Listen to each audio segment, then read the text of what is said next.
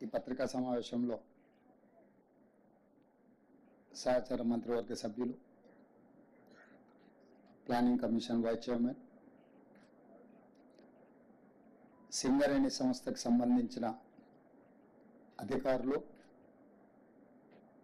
సింగరేణి సంస్థకు సంబంధించిన కార్మిక సంఘాల నాయకులు ఈ పత్రికా సమావేశంలో పాల్గొనడం జరిగింది.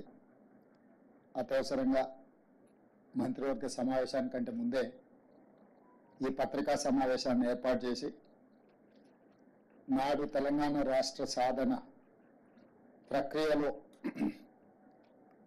అగ్రభాగాన నిలబడి తెలంగాణ ఉద్యమాన్ని పతాక స్థాయికి తీసుకెళ్లింది సింగరేణి గని కార్మికులు.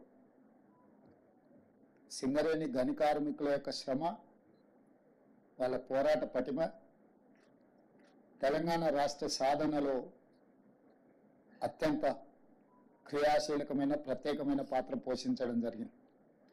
అలాంటి సింగరేణి సంస్థ గత సంవత్సరం మొత్తం సంస్థ యొక్క ఉత్పత్తులు, వ్యాపారానికి సంబంధించి వాళ్ళు పొందిన లాభాలు, దానికి సంబంధించి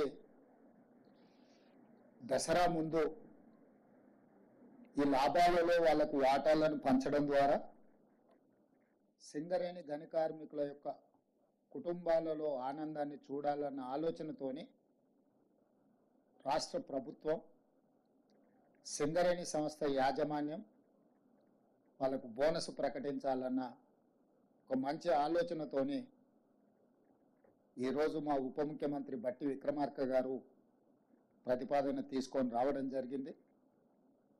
వారి ప్రతిపాదన మేరకు సింగరేణి కార్మికులకు బోనస్ను ప్రకటించడానికి ఇక్కడ మంత్రివర్గ సభ్యులు, ఆ ప్రాంత శాసనసభ్యులు అందరం కూడా ఈ పత్రికా సమావేశంలో మీ ముందుకు రావడం జరిగింది. దీనికి సంబంధించి పూర్తి వివరాలను పాత్రికేయ మిత్రులకు వివరించాల్సిందిగా ఉప ముఖ్యమంత్రి బట్టి విక్రమార్క గారికి సూచన చేస్తున్నాం.